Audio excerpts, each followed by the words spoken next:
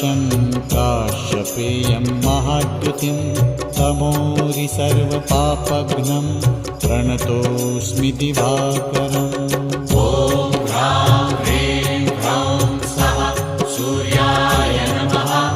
ॐ ह्रां ह्रीं ह्रौं स्वः सूर्याय नमः। जपाकुसुमसङ्काशं काश्यपेयं महाद्युतिं तमोरि सर्वपापघ्नं प्रणतोऽस्मि दिवाकरम्।